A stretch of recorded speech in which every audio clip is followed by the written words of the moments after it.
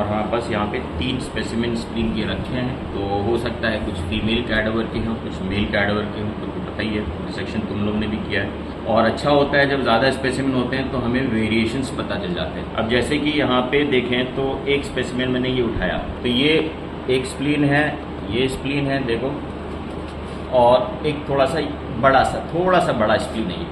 इसको हिंदी में क्या कहते हैं? स्प्लीन को हिंदी में क्या कहते हैं?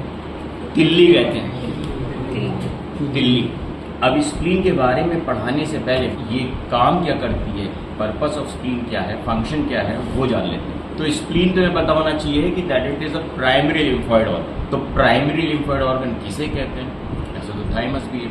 प्राइमरी लिम्फोइड ऑर्गन वो होता है जो लिम्फोसाइट्स बनाए, राइट, लिम्फोपोइसिस हो रही है वहाँ पे, वो प्राइमरी लिम्फोइड ऑर्गन। अब लिम्फ नोड है, वो कोई लिम्फोसाइट सिंथेसाइज नहीं करते, but they are immune organs, they are organs for immunity, filtration of the blood, या लिम्फ कह सकते हो, लिम्फ के फिल्टरेशन के लिए होते हैं वो, लेकिन है इम्यून ऑर्गन वो भी। तो प्राइमरी लिम्फोइड ऑर्गन वो है जहां B lymphocyte, T lymphocytes, plasma cells, इन सब की सिंथेसिस।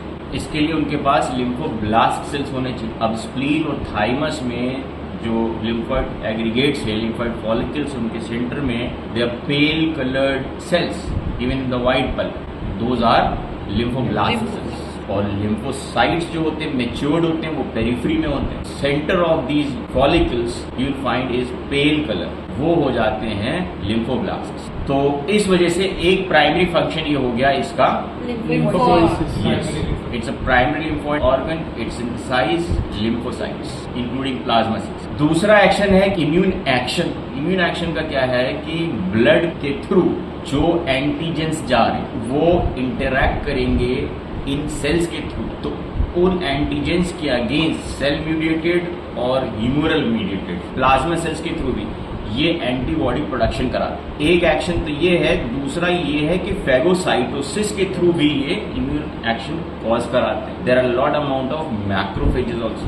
तो अब क्या होता है कि बॉडी में बहुत सारा सेलुलर डेब्रिस होता है, नॉर्मल भी होता है। In case of carcinoma there is more amount of cellular debris, जैसे कि सिकल सेल एनीमिया। अब सिकल सेल्स भी एक तरह के अबनॉर्मल सेल्स, या कह सकते हो कि ओल्ड इन एफीट आरबीसीज। कितना होता है लाइफ स्पैन आरबीसीज? 20 डेज।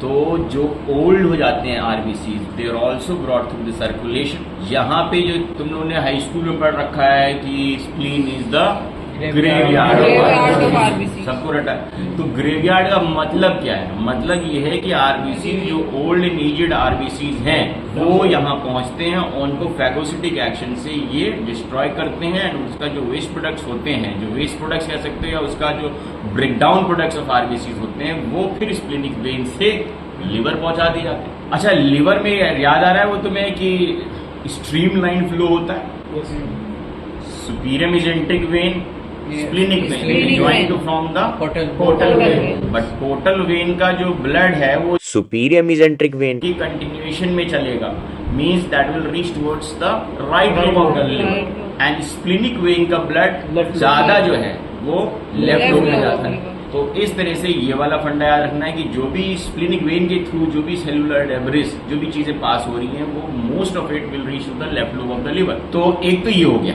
दूसरा क्या है कि इन केस बॉडी में कोई इन्फेक्शन है, अब इन्फेक्शन वायरल भी हो सकता है, बैक्टीरियल भी हो सकता है, प्रोटोजोअन हो सकता है, यानी पैरासिटिक हो सकता है, वो सब भी यहाँ पे कॉम्बैट होगा। यहाँ पे उसको cell mediated immunity phagocytic action से डिस्ट्रॉय किया जाएगा, और फिर उनका जो ब्रेकडाउन प्रोडक्ट्स है वो भी लीवर पहुंचा दिया जाएगा। दो फंक्शन हो गए, one is immune cell synthesis, the other is immune action, third one is haemopoiesis. अब ये haemopoiesis means production of RBCs, red blood cells, but ये फंक्शन जो है ये फीटल लाइफ की बात है। Spleen is a haemopoietic organ in foetal life, but क्या होता है एडल्ट्स में ये काम नहीं करता है नॉर्मली, लेकिन सर्टेन डिजीजेस ऐसे होती हैं जहां पे दोबारा स्प्लीन आरबीसी बनाना शुरू करते हैं, जैसे CML होता है, क्रॉनिक माइलॉइड ल्यूकीमिया या माइलोस्क्लेरोसिस। इन कंडीशंस में स्प्लीन आरबीसी बना भी सकते। तो हीमोपोइसिस हो गया। देखो, spleen is a haemolymphopoietic organ, ऐसे लिखोगे, जिसमें से लिम्फोपोइटिक फंक्शन इसका थ्रू आउट लाइफ चलेगा, बट हीमोपोइटिक फंक्शन ये फीटल लाइफ तक रहता है, और फीटल लाइफ के बाद in case of certain diseases it can restart.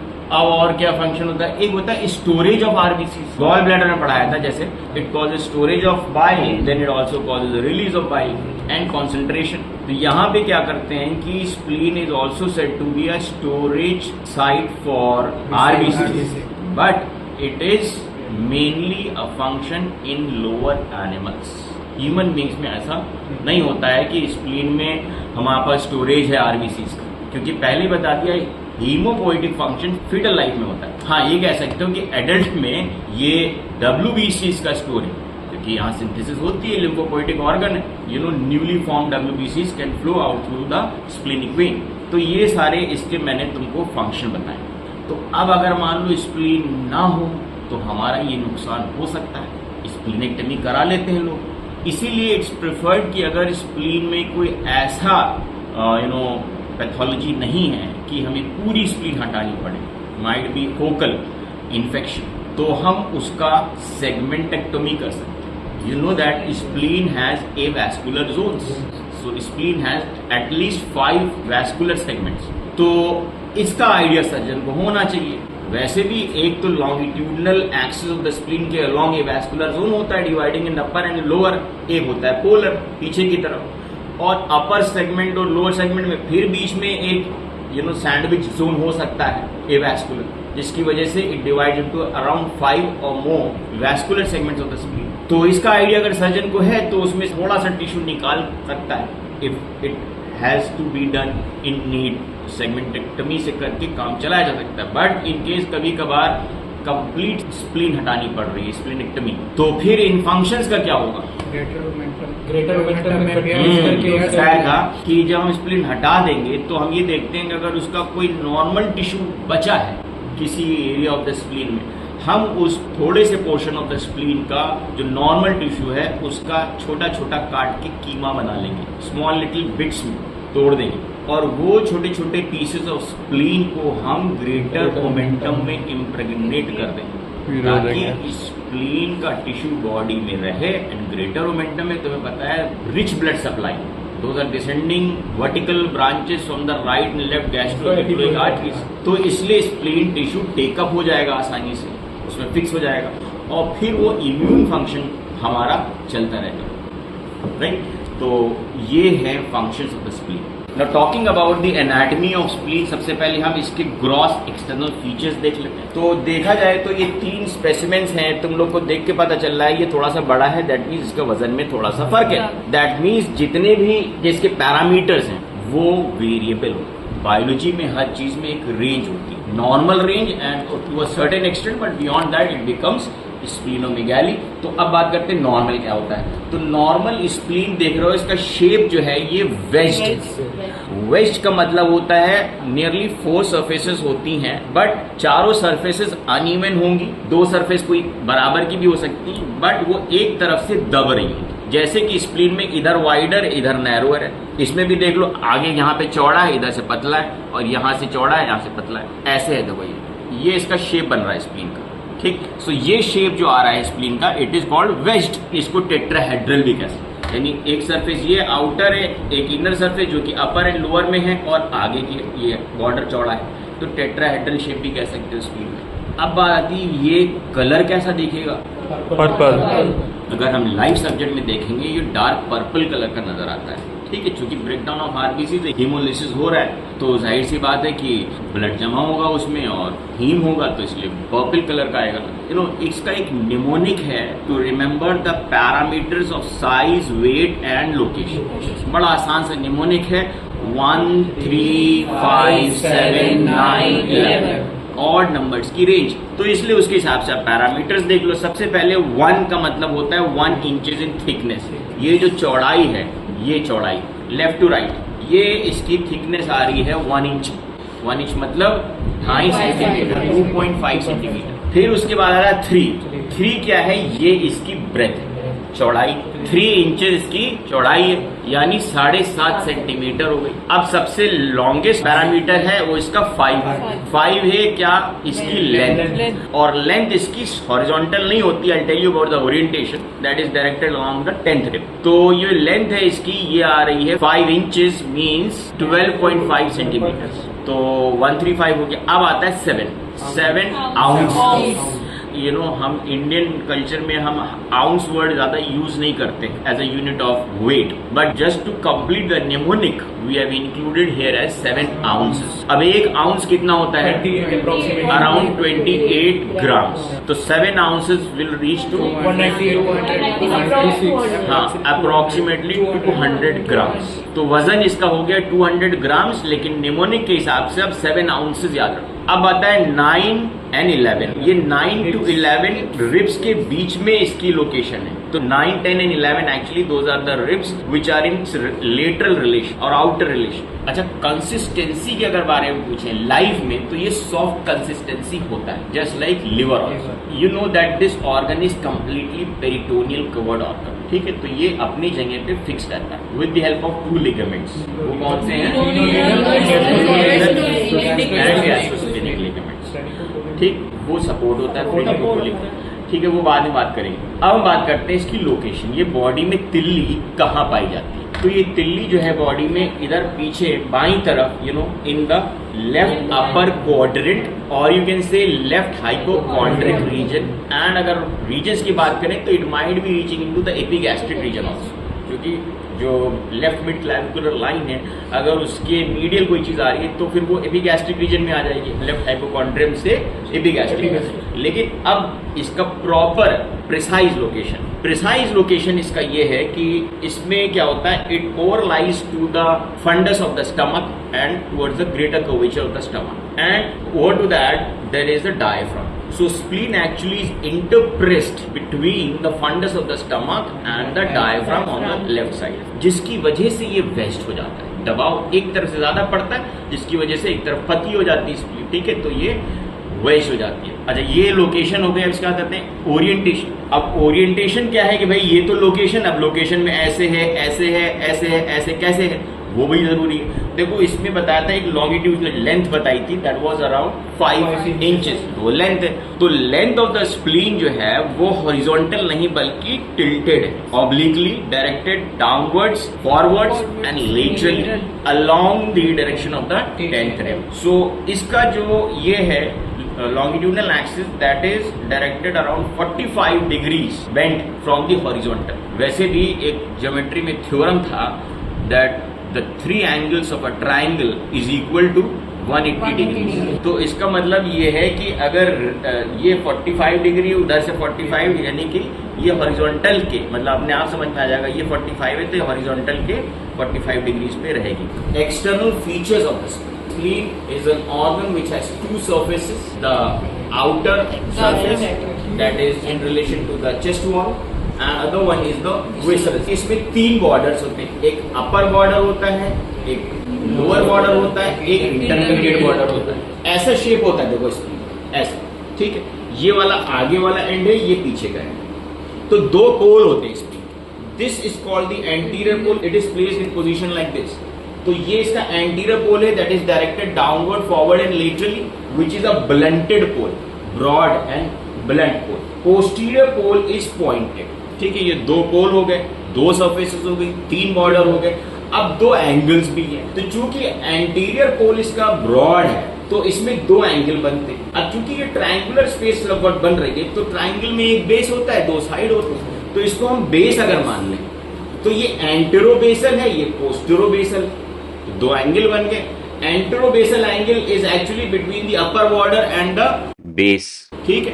तो ये जो एंगल बन रहा है दैट इज एंटेरोबेसल। अब क्या है कि जब ये ऐसे रखा होता है बॉडी में अपनी इन सिटू पोजीशन में, तो ये anterior border actually mid axillary line तक आ जाता है, ठीक है। कभी कभार 1-2 सेंटीमीटर मिड एक्सिलरी लाइन के आगे भी निकल सकता है एंटीरियर पोल, ठीक है। और इन केस ऑफ स्प्लीनोमेगाली यही एंटीरियर पोल है जो सबसे आगे निकलेगा, सबसे तेजी से आगे बढ़ेगा। स्प्लीनोमेगाली का डायरेक्शन क्या होता है? The splenomegaly spleen goes around two the direction of the 10th rib, so it will continue towards the umbilicus actually, and from umbilicus the same direction goes to the right iliac fossa। ये 10th छोड़ के फिर यहाँ जब front of chest में यानी costal margin के नीचे आएगी तो 9th कोस्टल कार्टिलेज के नीचे इसका ये पोल मिल जाएगा anterobasal. So this is the first thing which comes out of the costal margin in case of splenomegaly, easily palpable हो जाएगा। ये है पोस्टेरोबेसल एंगल जो कि राउंडेड होता है, नॉट वेल डिमार्केटेड होता है। देखो ये एंगल कितना क्लियर कट डिमार्केटेड है ये वाला, बट ये डिमार्केटेड नहीं है, थोड़ा सा राउंडेड है। चूंकि टर्मिनोलॉजी कंप्लीट करनी है एंटेरोबेसल तो ये पोस्टेरोबेसल। ओके, अब देखिए तीन बॉर्डर्स को भी क्लियर करते हैं। जो सुपीरियर बॉर्डर है, out of the three borders you can see that the superior border is very much thinned out and it's a clear cut margin. ठीक है, ये थिन है और क्लियर कट बॉर्डर है। इस बॉर्डर की खास बात है कि ये नॉचिंग शो करेगा। ठीक, अपर बॉर्डर पे just behind the anterior pole, just behind the anterobasal angle, there will be a notching. ये कैरेक्टरिस्टिक नॉच है स्प्लीन का अपर बॉर्डर आइडेंटिफाई करने की। There may be more notches because you know spleen is formed in the fetal life from lobules. तो lobules consolidated होकर के एक smooth बनाते हैं स्प्लीन, तो कभी कभार उसके लोब्यूल्स के वो डिमार्केशंस रह जाते हैं, but this notching is always present. ठीक है, तुम इस वाले में भी देख सकते हो, तो यहाँ पे भी एक नॉचिंग है। ठीक है, ये वाली नॉचिंग दिख रही है, और इस वाले में भी देख सकते हो। ये देखो, ये स्प्लीन का ये आउटर सरफेस है, ये गैस्ट्रिक इंप्रेशन, ये लोअर है, ये देखो ये है स्प्लीन। ठीक है, तो इसमें ये अपर बॉर्डर है, देखो इसमें भी यहाँ पे नॉच दिख रही है। ठीक, दिस इज द नॉच। तो अपर बॉर्डर पे एंटीरियर एंड के जस्ट पीछे एक कैरेक्टरिस्टिक नॉच मिले। अच्छा, अब बात करें आउटर इनर सरफेस की। आउटर सरफेस जो है स्मूथ दिख रही है। ठीक है, जो कि चेस्ट वॉल से एडजेसेंट होती है। इसमें भी दिख रही है आउटर सरफेस स्मूथ, इसमें भी दिख रही है। लेकिन अगर इस पे थोड़ा ध्यान से देखो तो इस वाली स्प्लीन में कुछ कुछ कोस्टल इंप्रेशंस भी आ जाएंगे। ठीक है, कुछ हल्के हल्के इंप्रेशंस दिख जाएंगे। क्या होता है, इस पे भी दिख जाएंगे। अगर हम पाल्पेट करेंगे उंगली तो इस पे भी कोस्टल इंप्रेशंस दिख रहे हैं, ऐसे करके होती है ना ये, तो कुछ कोस्टल इंप्रेशंस दिख रहे हैं। मीन्स व्हाट, एक्चुअली स्प्लीन अगर ज्यादा दब रही है चेस्ट से तो भी इंप्रेशन पड़ेगा, और कभी स्प्लीनोमेगाली हुआ है उसकी लाइफ में तो भी उस पर इंप्रेशंस आ जाएंगे। ठीक है, जैसे कि हमारे पे लंग्स की कोस्टल सरफेस पे हमें रिब्स के इंप्रेशन दिखते हैं। अब बात करते हैं विसरल सरफेस। अब विसरल सरफेस जो होती है वो इरेगुलर है, दिख रही है बाहर की, देखो इतना स्मूथ है बट इरेगुलर है। इरेगुलर होने की वजह से चूंकि यहाँ पे तीन बॉर्डर्स होते हैं, एक अपर बॉर्डर, एक इंफीरियर बॉर्डर, एक होता है इंटरमीडिएट मिडिल वाला। तो ये इंटरमीडिएट और लोअर बॉर्डर जो देख रहे हो ये राउंडेड है, मीन्स यहाँ से ऐसे देखोगे उंगली तो ये शार्प बॉर्डर नहीं है, ना तो ये इंटरमीडिएट बॉर्डर शार्प। इस वाले में ज्यादा बेटर दिख रहा है तो यही लेते स्पेसिफिक। तो ये लोअर बॉर्डर है जो कि राउंडेड है, ये वाला बॉर्डर भी देख लो राउंडेड है। तो इसमें ये दोनों बॉर्डर्स भी इल डिफाइंड है। ये बॉर्डर कितना क्लियर कट है, सुपीरियर बॉर्डर शार्प। अब इस इंटरमीडिएट बॉर्डर की वजह से विसरल सरफेस भी अपर एंड लोअर सरफेस में डिफाइंड हो गई। On the visceral surface the upper portion actually between the upper border and the intermediate border, that surface has a concavity. That concavity is because of the fundus of the stomach. ठीक है, gastric impression पड़ता है, stomach का दबाव पड़ता है और उसकी वजह से ये इंप्रेशन काफी कनकेव हो जाता है और इसी वजह से shape of the spleen is vast. Relations हम विसरा में हमेशा दो हेडिंग्स में पढ़ते हैं, one is peritoneal relation, other is the visceral. Peritoneal की बात करें तो तुम्हें ये पता है that this spleen is an organ which was being developed in the dorsal mesogastrium. Dorsal mesogastrium में ये बनेगा जैसे कि वेंट्रल मीजोगैस्ट्रियम में लिवर बन रहा था, बट लिवर दोनों साइड एक्सपैंड कर रहा था लेकिन राइट साइड ज्यादा एक्सपैंड कर रहा था। इसमें क्या है कि स्प्लीन डॉर्सल मीजोगैस्ट्रियम में बनेगा but it will only expand on the left side, यानी left layer of the peritoneum forming the dorsal mesogastrium will be encapsulating the spleen, while right side of that dorsal mesogastrium will be smooth in its curvature. Means the gastrosplenic and lienorenal ligament, that's why are in the same curvature. क्योंकि इधर spleen grow ही नहीं करी, spleen इधर grow करी। ठीक, तो इस वजह से it occupies the space of greater sac. तो पेरिटोनियल रिलेशंस का मतलब है this is spleen will be completely covered by peritoneum except वो कहाँ पे, जहाँ पे इसका हाइलम है, क्योंकि वहां पे attachment of the ligaments pedicles of the spleen कह सकते हैं। तो अब बात आती है कि स्प्लीन के जो पेरिटोनियल रिलेशंस है उसमें तीन लिगामेंट्स आते हैं which actually are in support of the spleen. जिसमें दो एंकरेज हैं। इनको एक्चुअली पेडिकल्स क्यों कहते हैं? बिकॉज इनकी वजह से स्प्लीन डिटैच नहीं हो सकता। Unless you cut those two ligaments, spleen can not be detach. इसलिए इन लिगामेंट्स को हम पेडिकल्स ऑफ द स्प्लीन बोलते हैं, जिसमें से क्या होता है, that portion of the mesogastrium connecting the greater curvature of the stomach to the spleen is called the gastrosplenic ligament. Then same dorsal mesogastrium which was continuing from the spleen to the parietal peritoneum in front of the left kidney, that is called the lienorenal ligament. तो ये दोनों pedicels हैं, इनके अंदर vessels वगैरह होती है, तो इसकी वजह से ये अपनी जगह पे फिक्स रहता है। लेकिन चूंकि it is just below the diaphragm, so with the respiratory movements spleen keeps on moving. ठीक है, अब ये मूविंग होगी तो इसके लिए आर्टरी स्पेशली टॉर्चोस होनी पड़ेगी, ताकि कभी भी स्ट्रेच की वजह से टूट ना जाए। तो splenic artery has a tortuous course, one for this reason of the spleen being a mobile viscera, and other thing it's lying behind the stomach, and stomach also is a distendable organ, so that's why splenic artery has a tortuous course. अब बात करेंगे कि तीनों ligament की detail में, क्योंकि इस पे शॉर्ट नोट्स आते हैं, तो हम पीछे से चलते हैं। पैराइटल पेरिटोनियम जब ये डॉर्सल मेसोगैस्ट्रियम बनाता है तो इसमें आ जाती है spleen. So that portion of the dorsal mesogastrium extending from the parietal peritoneum in front of the left kidney up to the hilum of spleen, that is called lienorenal ligament. अब इस लिनोरेनल ligament के contents क्या हैं, ये पूछा जाता है। तो पहली चीज तो ये पेनक्रियाज जो है ना, उसका टेल ऑफ पेनक्रियाज इसके अंदर तक आता है। यहां तक आता है कि हाइलम के in front, anterior to the hilum, अगर आप देखो coloured images in your books, there is an impression of the tail of pancreas in front of the hilum of the spleen. So tail of pancreas is in relation with the spleen. So that is one content of lienorenal ligament. Then चूंकि spleen के supro-posterior या posterior superior border पे चलती है splenic artery with a tortuous course, that also is a content of this. फिर splenic vein इसके से निकलती है तो pancreas के पीछे होते हुए जाती है, ठीक है, और नेक ऑफ पेनक्रियास पे सुपी मेसेंटेरिक से जुड़ के फिर वो पोर्टल वेन बनाती है। तो splenic vein will also be a content of lienorenal along with the lymphatics. Lymphatics जो होते हैं इसके कैप्सूल और ट्रैबुकुलो को ड्रेन करते हैं इनटू द पेनक्रियाटिको लीनल और pancreatico splenic group of lymph nodes. ठीक, अब रह जाता है नर्व्स। तो भाई आर्टरीज के जो ऊपर टीनी का एडवेंटिशिया पे ब्लेंड करके ऑटोनोमिक नर्व फाइबर्स भी जाते हैं इसके अंदर। ठीक है, पता है इसमें कैप्सूल के अंदर in the periphery of the spleen there are smooth muscle cells also. तो spleen is also slightly contractible shrinkable organ. साथ साथ वैसोमोटर फंक्शन भी रहता है सिंपैथेटिक फाइबर्स का, तो वो नर्व फाइबर्स भी कंटेंट होंगे। एंड डोंट फॉरगेट, जैसे कि मैंने बताया कि लिम्फ नोड भी होंगे इसमें, पेनक्रियाटिको Lionel group of lymph nodes, ये हो। अच्छा, इसी से जुड़ी एक क्लिनिकल पॉइंट भी है। इन केस ऑफ स्प्लीनेक्टमी, जैसे मैंने बताया कि अगर हमको ये स्प्लीन डिटैच करना है तो लिनोरेनल काटना पड़ेगा। अब लिनोरेनल लिगामेंट काटने के लिए एक सर्जन को इस बात का पूरा ध्यान रखना है कि हमें टेल ऑफ पेनक्रियाज ना कट जाए। Tail of pancreas is that portion which has abundance of islet और Langerhans and that has enough amount of beta cells secreting insulin. तो अगर टेल ऑफ पेनक्रियाज का ज्यादा पोर्शन कट गया, that person can go into type 2 diabetes. ठीक है, diabetes mellitus हो सकता है, तो इस बात का ध्यान रखना है। अब यही ligament dorsal mesogastrium hilum of the spleen से फिर आगे कंटिन्यू करेगा towards the greater curvature and the fundus of the stomach. वो बैंड ऑफ लिगामेंट कहलाएगा gastrosplenic ligament.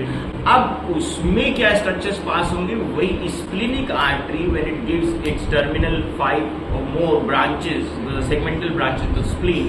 After we giving those branches, now the splenic artery sends its short gastric arteries, 5, 6, 8 branches जो है ये गैस्ट्रोस्प्लीनिक ligament से greater curvature और funds of the stomach को supply करती है। तो वो शॉर्ट गैस्ट्रिक आर्टरीज।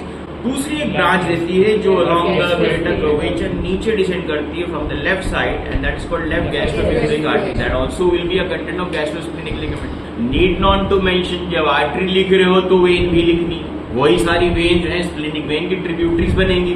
तो आर्टरीज हैं तो वेन्स भी होंगे और फिर लिम्फेटिक्स भी होंगे और फिर autonomic nervous plexus around those arteries. तो जब भी इस तरह की बात आए कंटेंट्स की, तो सिर्फ आर्टरी लिख के मत छोड़ा करो, उसमें सिमिलर नेम्स की वेन्स भी होंगी, लिम्फेटिक्स भी होंगे और नर्व प्लेक्सस। तो ये वाला जो है गैस्ट्रोस्प्लीनिक लिगामेंट भी हमें काटना पड़ेगा टू डिटैच द स्प्लीन।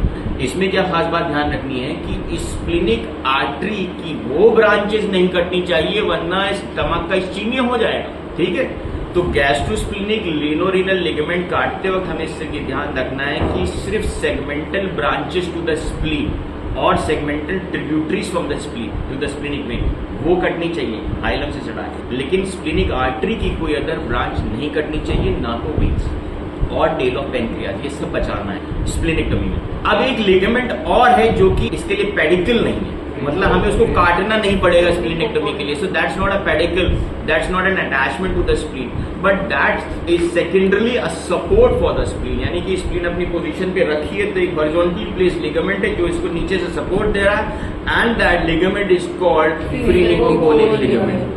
अब ये फ्रीनिकोकोलिक लिगामेंट की अगर हम बात करें तो फ्रीनिकोकोलिक क्या है कि जो ट्रांसवर्स कोलॉन है जो कि गार्लैंड शेपेड में लूप तरह से सस्पेंडेड, तो ऑब्वियसली कोई चीज सस्पेंडेड है लूप की तरह, असेंडिंग एंड डिसेंडिंग कोलन है, तो there must be something like binding these two ends so that it doesn't sag down. So at the left end of the transverse colon where there is a splenic flexure, the peritoneum covering this transverse colon, जिसे कहते हैं transverse मेसोकोलॉन, that extends laterally and blends with the subdiaphragmatic peritoneum or the parietal peritoneum covering the diaphragm from inside.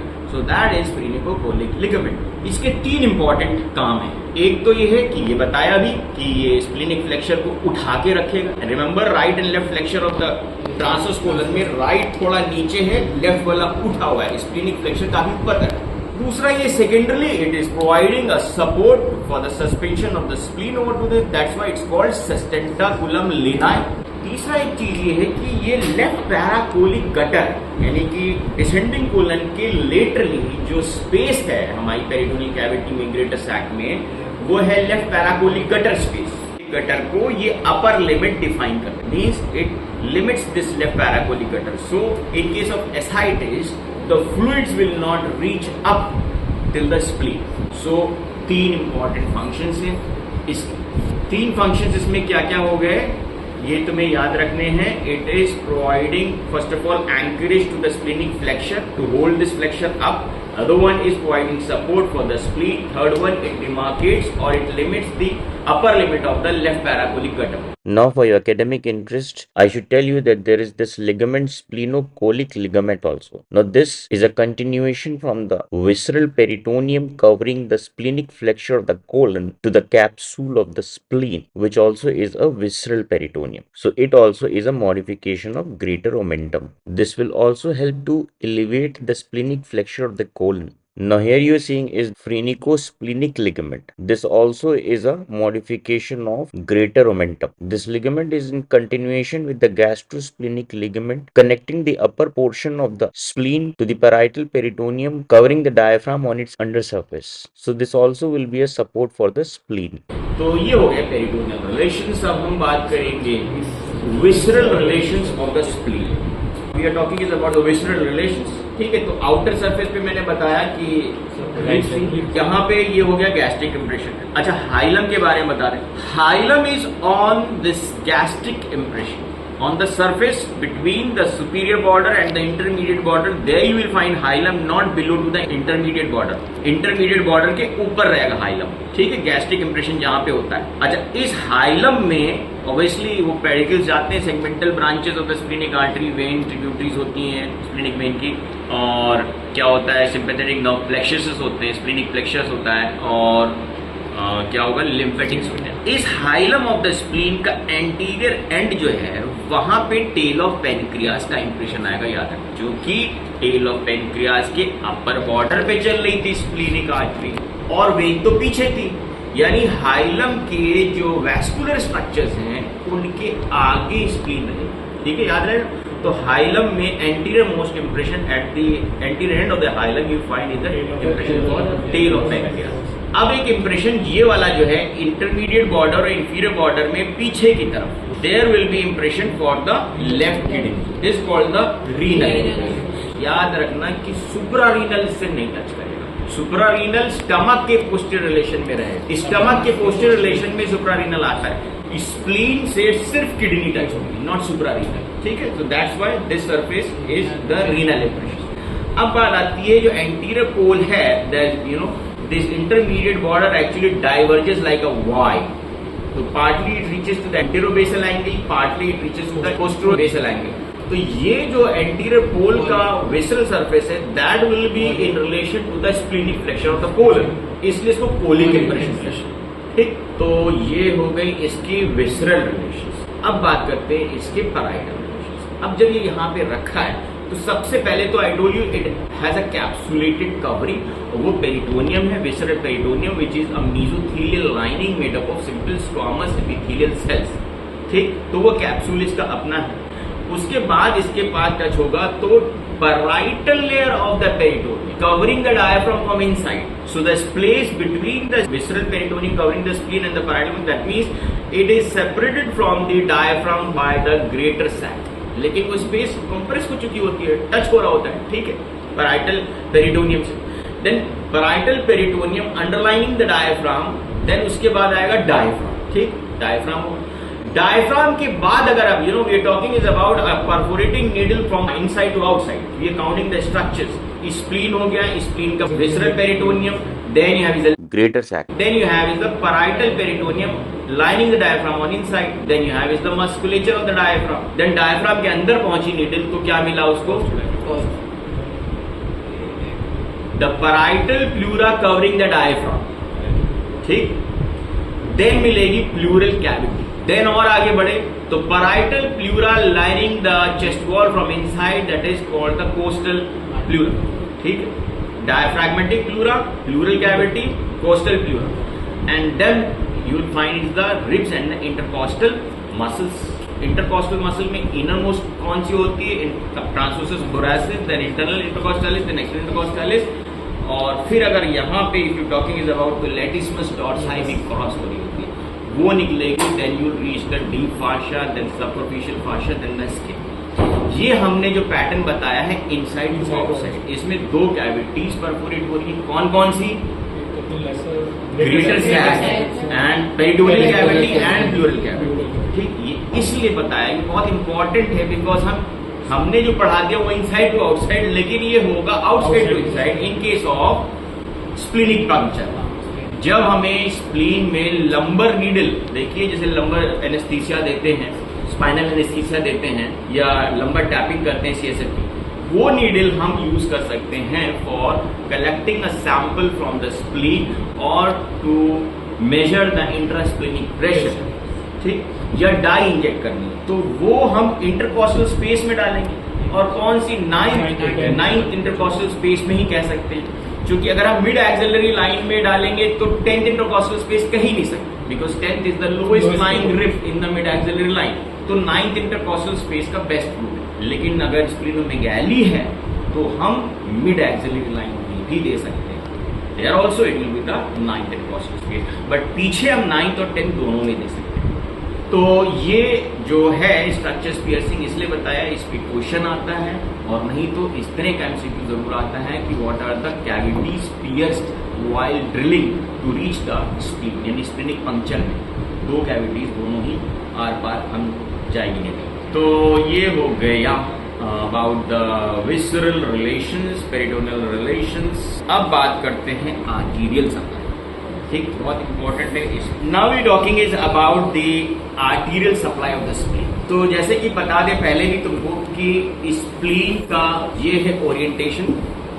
Hilum of the spleen lies on the upper surface of the towards the gastric compression. Splenic artery running over to the tail of the pancreas यहाँ तक पहुँचती है. यहाँ पर पहुँचने के बाद वो 5 सेगमेंटल ब्रांचेस हैं. 5 मिनिमम है, लेकिन 5 से ज़्यादा भी हो सकती है. ठीक है, क्योंकि vascular segment of the spleen are not very well defined. 5 तो है ही, तो वो इसमें जाएंगे स्प्लीनिक आर्टरीज. अब जब ये segmental branches of the spleen when they enter into the spleen, they run through the capsule and reach the trabeculae of the spleen. तो वो segmental branches अब बन गई trabecular branches. Trabeculae are actually located in the periphery of the, if you see cut section of a spleen, तो outside it's a cortex and the center portion is the medulla. Cortical tissue में आपको trabeculae मिलेंगे और trabecular artery उसके अंदर होंगे. ये ट्रैबिकुलर arteries जब ट्रैबिकुले से निकल के अंदर मेडुला की तरफ जाएंगी तो अब ये कहलाएंगी सेंट्रल आर्टेरियोल।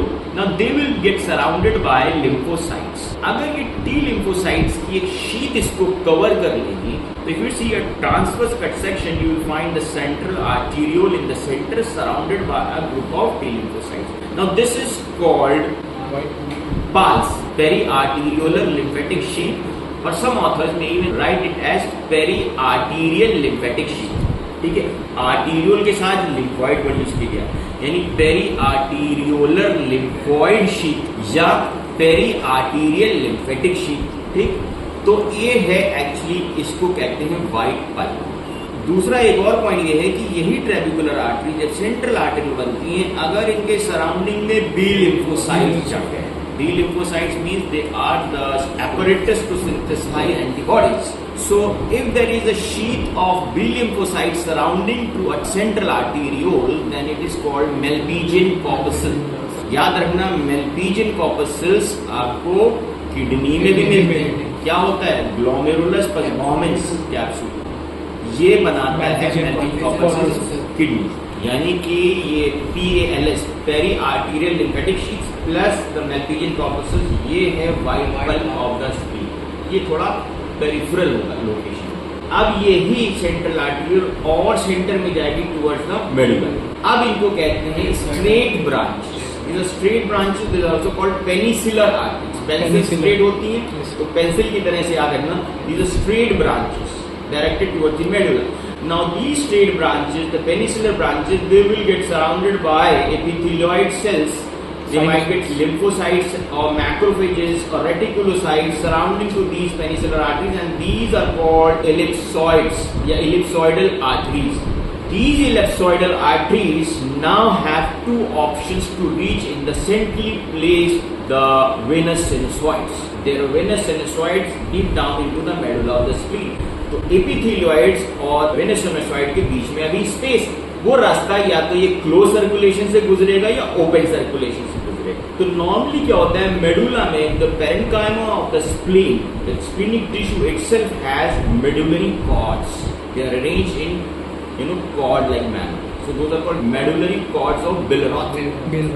अब ये एलिप्सॉइड आर्टरी अगर खुल गई, यानी कि इसने कैपिलरी से ज्वाइन नहीं किया, इसने खोल दिया, अपना ब्लड खोल दिया, खुला छोड़ दिया। अब ये जो ब्लड है ये मेडुलरी कॉर्ड्स ऑफ बिलरॉथ से रिगर्जिटेट होगा, घूमता फिरता जाएगा और अल्टीमेटली फिर वेनस सिनुसॉइड में ड्रेन हो जाएगा। तो चूंकि ये खुला हुआ ब्लड चल रहा है मेडुलरी कॉर्ड्स ऑफ बिलरॉथ के around, that's why this area is called the red pulp. दूसरा ऑप्शन ये था कि यही एलिप्सॉइडल arteries, they may not open into the red pulp, rather they will cross those medullary cords of Billroth straight and straight away join to the venous sinusoids and drain the blood directly into that। That is a closed theory of circulation। तो ये दोनों ही theory बताई जाती हैं, इस पे workout हो रहा है, scientist have worked upon it and they still working upon it. लेकिन प्रीडोमिनेंस जो बताया जाता है in human beings is that of the open circulation. ठीक है, in human beings it's more of an open circulation. तो ये वो हमारा जो बना हुआ था central dogma right from the high school level की human beings have a close circulatory system, वो यहाँ पे ब्रीच हो रहा है। ठीक है, तो यहाँ पे वो स्प्लीन के अंदर वो क्लोज सर्कुलेटरी सिस्टम ना होकर के खुल रहा है। तो अब पहुंच गया, जब एक बार ये वेनस सिनुसॉइड्स में आ गया, सिनुसॉइड्स अंदर आ गया, अब यहाँ से वेनस चैनल स्टार्ट हो। तो वेनस चैनल उसी तरह से जाएगा, पहले वेन्यूल्स बनेंगे, फिर वो ट्रैबिकुलर वेन्स बनेंगी, फिर वो सेगमेंटल वेन्स बनेंगी और फिर वो स्प्लीनिक वेन के साथ बाहर निकलेंगी। Splenic vein you run is a straight vein, it's running behind the posterior of the pancreas, neck of pancreas के पीछे स्टिपियम मेजेंटिक वेन से जोड़ के पोर्टल वेन बना। So that was about the splenic circulation, और वेनस सर्कुलेशन भी मैंने इसमें ही बता दिया है। अब ये स्प्लीनिक वेन जब जाएगी तो सिर्फ यही बात है कि ये segmental veins tributaries from the spleen ही नहीं लेगी, बल्कि short gastric veins, left gastroepiploic vein और short pancreatic veins and the venous drainage of the pancreas भी लेते हुए ये सुपीरियर मेसेंटेरिक से जुड़ेगी नेक और पैनक्रियाज के पीछे पोर्टल। लिम्फेटिक्स की इंपॉर्टेंट बात है, पहली चीज तो मैंने बताई थी स्टार्टिंग में that this is a primary lymphoid organ, यानी ये खुद लिम्फोसाइट्स सिंथेसाइज करता है, तो इसको एफरेंट लिम्फेटिक्स की जरूरत नहीं। जैसे कि लिम्फ नोड्स में होता है, एफरेंट्स आते हैं, उसको वो छानता है, फिल्टर करता है और फिर इफरेंट से निकलता है। लेकिन साहब यहाँ खुद ये primary, so remember that spleen has no efferent lymphatics. Otherwise tonsil, जो पैलेटाइन टॉन्सिल है उसके लिए भी यही केस है, क्योंकि हम मुंह से खा रहे हैं तो मुंह में डायरेक्ट इन्फेक्शन जो है वही टेकअप हो जाता है पैलेटाइन के tonsil. So palatine also don't have that efferent lymphatics. तो अब क्या है, इफरेंट की बात करें स्प्लीन से, एक्चुअली स्प्लीन जो कुछ बना रहा है, मतलब सिंथेसाइज कर रहा है या ब्रेक डाउन कर रहा है, सब कुछ वेनस स्ट्रीम्स के जाएगा। तो फिर स्प्लीन में लिम्फेटिक्स कहाँ होते हैं? In the capsule between the visceral peritoneum and the outer surface of the spleen, there you find is the lymphatics and from the trabeculae of the spleen, वहां से ये लिम्फेटिक वेसल्स निकले और वो पैनक्रियाटिक को लीनल ग्रुप ऑफ लिम्फोसाइट्स में drain करें। ठीक, और याद रखना जो कैप्सूल है यानी outer of the spleen that has some smooth muscle fibres. ये हो गया लिम्फेटिक ड्रेनेज।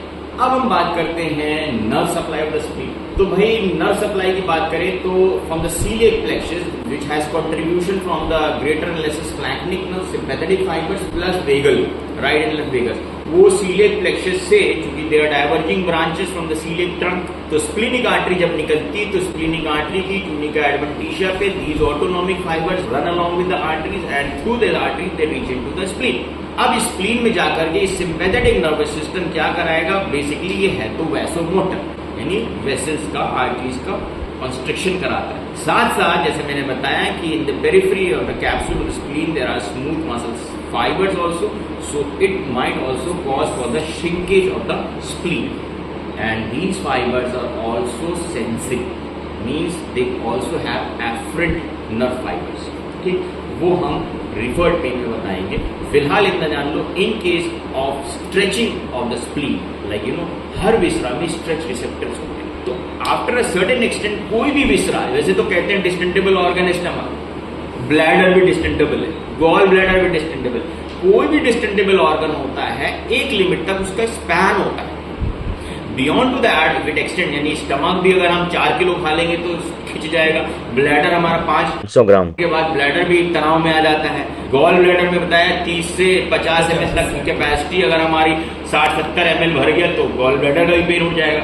तो स्ट्रेच रिसेप्टर जो होते हैं स्प्लीन में कब होंगे? स्प्लीनोमेगाली में होंगे। तो दैट मीन्स स्ट्रेचिंग होगी स्प्लीन की तो पेन होगा। वो पेन कहाँ रिफर होगी? एपिगैस्ट्रिक लोकलाइज पेन होता है तो वही उसी एरिया में, यानी कि पीछे की तरफ between 9, 10, 11 region of the ribs, वहां पे ये पेन रह सकता है। लेकिन क्या है कि अगर स्प्लीनोमेगाली इतनी हो गई है जिसकी वजह से irritation of the under surface of the diaphragm भी होता है, फ्रेनिक नर्व, इसका पेन जो है लेफ्ट शोल्डर में जाएगा। ठीक है, specially in case of infarction of the spleen. Clinical anatomy of the spleen के बारे में अगर हम बात करें तो सबसे पहले बात आती है एक नॉर्मल पर्सन में स्प्लीन पाल्पेट कैसे करेंगे, ये बहुत पूछा जाता है। तो स्प्लीन को पाल्पेट करने के लिए सुपाइन लिटार तो बंदे को, एंड चूंकि हमें एंटीरियर एब्डोमिनल वॉल पाल्पेट करना है तो हिप और नीज उसकी फ्लेक्स करा लोगे तो एंटीरियर एब्डोमिनल वॉल थोड़ा सा लूज हो जाएगी, यू कैन इजीली पाल्पेट। हम अपने हाथ को, इंडेक्स फिंगर को towards the left costal margin ले जाएंगे। लेफ्ट कोस्टल मार्जिन के अंदर हम जैसे ही दबाएंगे we are reaching into a space called Traube's space. So that space between the left costal margin and the stomach, if you move your finger inside the left costal margin, we are actually reaching into the trapeze space. वहां पे हम अपनी उंगली ले जाएंगे, क्योंकि अगर splenomegaly होगी उसी डायरेक्शन में स्प्लीन आएगी।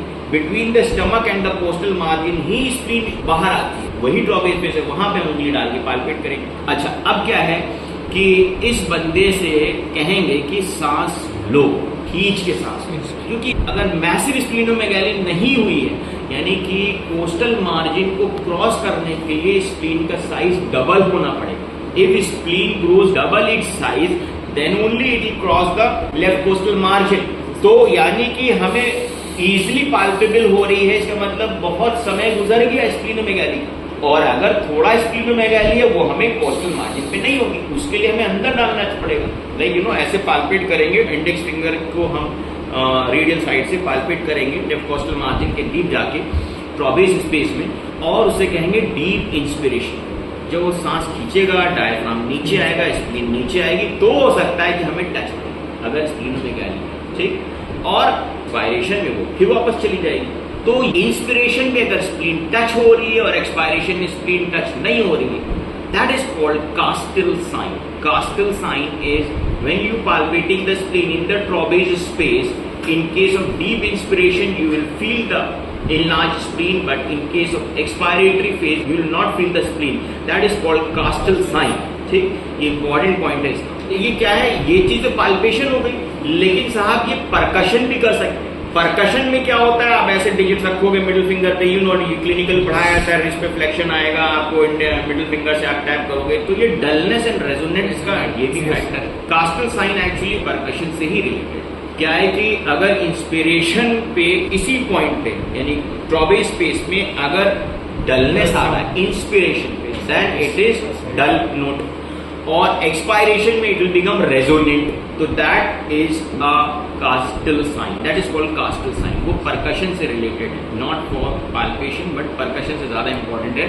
पाल्पेशन से एक्चुअली में बहुत डीप जाना पड़ेगा। तो ये सब कब है, जब थोड़ा बहुत स्प्लीनोमेगाली हुई है, मैसिव हो जाएगी तो आपको यानी कि डबल द साइज होगी तो जरूरत ही नहीं है ये सब करने की, वो हाथ रखते ही यहाँ पता चलेगा। 9th रिब का जो टिप है वहां से निकलती है, अम्बलाइकस की तरफ गो करती है, ठीक। अच्छा, एक और बात है कि जब ये मैसिव स्प्लीनोमेगाली हो जाएगी तो आइडेंटिफाइंग, वैसे तो अंडरस्टूड है कि इधर से ग्रो कर रही है, लेकिन ये जो कैरेक्टरिस्टिक नॉचिंग है ये नहीं जाएगी, याद रखना।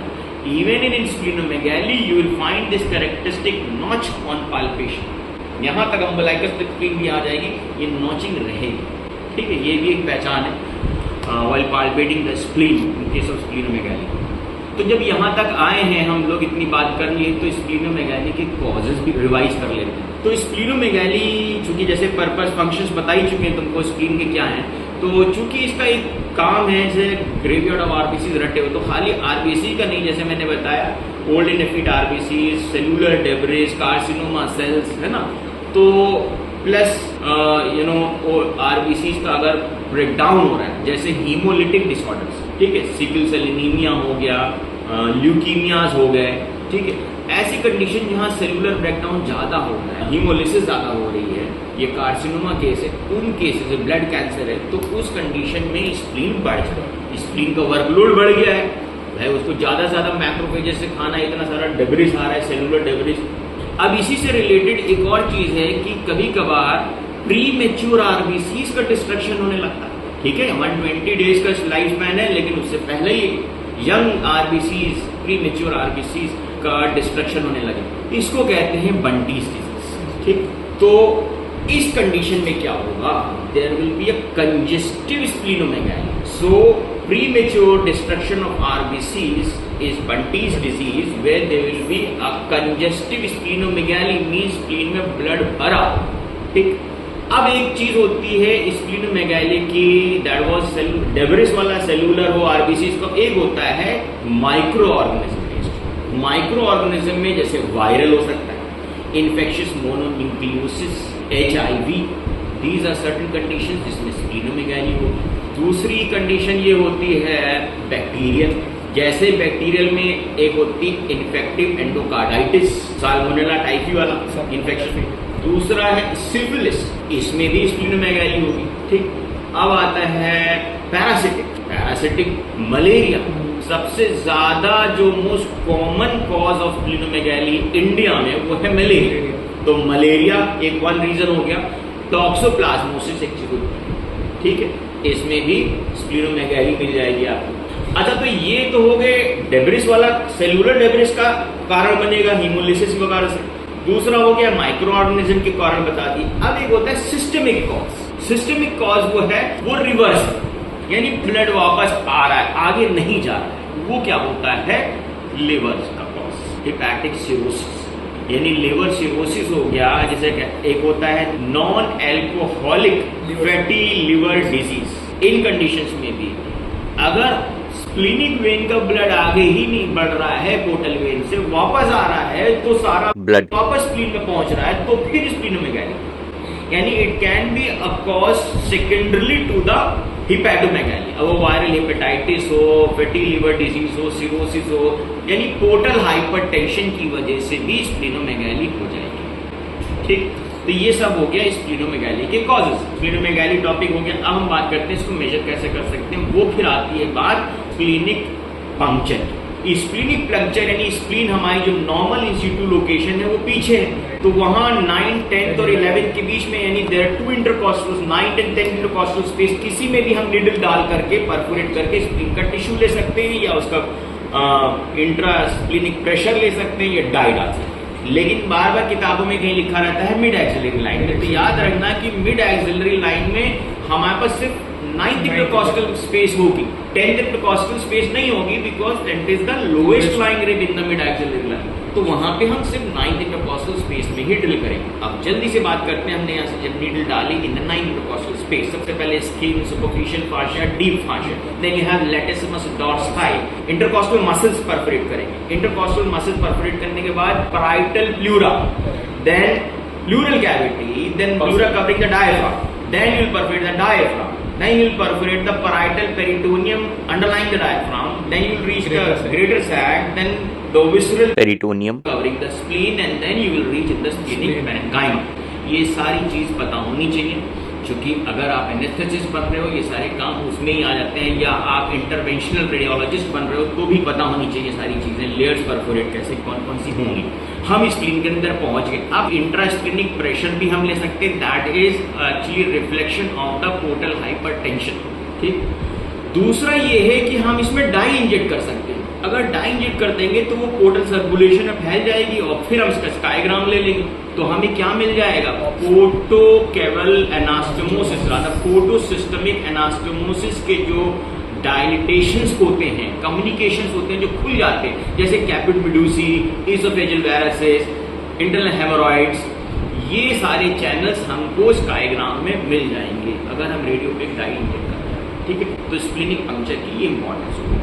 अब हम बात करेंगे स्प्लीनेक्टमी की। तो स्प्लीनेक्टमी जैसे बताया कि स्प्लीन जो है 2 पेडिकल से जुड़ा हुआ है, गैस्ट्रोस्प्लीनिक और लिनोडिनल, दोनों को हमें काटना पड़ेगा, लेकिन ध्यान रखना पड़ेगा कि सिर्फ स्प्लीनिक आर्टरी वेन लिम्फेटिक्स का कटे तो ठीक है, लेकिन tail of pancreas and the vessels reaching the stomach नहीं कट होनी चाहिए। ठीक है, तो स्प्लीनेक्टमी के टाइम इन बातों का ध्यान रखना है। प्लस क्या है कि जैसे मैंने बताया था कि पार्शियल स्प्लीनेक्टमी भी कर सकते हैं अगर हमें एवास्कुलर जोन्स के बारे में पता है, जो प्लेन्स होते हैं जिसके वजह से सेगमेंट बनते हैं, तो पार्ट ऑफ अ सेगमेंट और a segment can be removed. Basically splenectomy can be done if there is a localised focal infection, तो हम पार्शियल स्प्लीनेक्टमी कर सकते हैं। अगर कंप्लीट स्प्लीनेक्टमी करनी है तो ये पेडिकल्स काटते हुए ध्यान रखना है कि स्टमक के लिए कोई ब्लड सप्लाई ना कटे। दूसरी चीज ये है कि स्प्लीनेक्टमी में इम्यून फंक्शन ड्रॉप हो जाएगा एकदम से, क्योंकि ये प्राइमरी लिम्फोइड ऑर्गन। तो हमें क्या करना है, जो स्प्लीनिक टिश्यू हटा दिया है तो हमें इसमें जो नॉर्मल टिश्यू है उसके बहुत माइन्यूट पीसेस काट के छोटे छोटे से वो हम में इम्प्रेगनेट कर देंगे, वहाँ अच्छी ब्लड सप्लाई है, टेकअप हो जाए और बाकी इम्यून फंक्शन का काम, खासतौर से ये एंटीबॉडी जो सिंथेसिस है वो काम चलता है। ठीक, अब एक चीज आती है कि स्प्लीनिक रप्चर क्या है, कि ये वाला एरिया में हमारी स्प्लीन रखी है, स्प्लीन के आउटर सरफेस तुम देख चुके हो, ये सिर्फ कॉस्टल मार्जिन, यानी इसके बाहर जो है 9th and 11th। तो अक्सर ऐसा होता है ब्लंट ट्रॉमा, आप बाइक पे थे, कार पे थे, टकराए, उछल के गिरे, टकराए, यहाँ पे धड़ से पीछे से चीज लग गई, टकरा गई, रिब्स फ्रैक्चर हो गए। तो अगर रिब फ्रैक्चर ना भी हुए, क्योंकि रिब में थोड़ी इलास्टिसिटी होती है, लेकिन स्प्लीन रप्चर हो सकता है। स्प्लीन रप्चर का मतलब है स्प्लीन टूट गई। ठीक, अब स्प्लीन टूट जाएगी तो क्या होगा, ब्लड निकल पड़ेगा सारा, filled with blood, red bulb पे ओपन सर्कुलेशन अभी बताया। ठीक है, तो खुल जाएगा, ब्लड बाहर आ जाएगा, पेरिटोनियम में आ जाएगा। दूसरी चीज है पेन होगा। ठीक है, तीसरी चीज ये है कि अब हमारे पास एक एडवांटेज वो ये है कि स्प्लीनिक रप्चर को हम सूचर आसानी से कर लेंगे। कैटगट सूचर से जो एरिया टूट गया है उसको हम सूचर करके इसको वापस बैठा के सील कर सकते। उसका एडवांटेज ये है कि this tissue is completely covered bye a visceral peritoneum which is a layer of simple squamous epithelial lining. तो सेल्यूलर लाइनिंग की एक मेम्ब्रेन है, तो वो बड़े आसानी से हील हो जाएगी, टेकअप हो जाएगी, क्योंकि उसकी ब्लड सप्लाई खुद होती है, कोई भी सेल्यूलर स्ट्रक्चर। तो because of the cellular capsule it will heal well. लेकिन इंपॉर्टेंट है जब हम ये सूचर करेंगे कैटगट से, ठीक है, एब्जॉर्बेबल सूचर्स होते हैं, वो बाद में उतर जाएंगे, एब्जॉर्बेबल सूचर से भी कर सकते हैं। लेकिन इंपॉर्टेंट ये है कि इस जगह को हम एक हीलिंग रैप देंगे। हीलिंग रैप वो होता है, और अगर हम ना भी दें, सर्जरी के थ्रू ना भी दें, nature also has provided this provision of giving a healing wrap. वो क्या है? पुलिसमैन ऑफ द इंटेस्टाइन, वो इसीलिए है, यानी स्प्लीनिक इन्फेक्शन हो जाए कोई, या स्प्लीनिक ट्रॉमा हो जाए, रप्चर हो जाए, तो ग्रेटर सैक खुद ब खुद ऊपर चढ़ जाएगा और इसको रैप कर देगा। इसीलिए अगर हम ऑपरेटिव प्रोसीजर के थ्रू इसको हम सूचर करके स्प्लीनिक रप्चर को हील करेंगे, तो भी हमें portion of the greater momentum उठा के इसके ऊपर रख देंगे, फिर सूचर करते हैं, ठीक है, तो ब्लड सप्लाई भी मिल जाएगी, इम्यून रैप भी मिल जाएगा, ठीक। यही चीज अपेंडिसाइटिस में भी होता है। अपेंडिसाइटिस में भी ग्रेटर मोमेंटम अपेंडिक्स को रोल कर लेता है।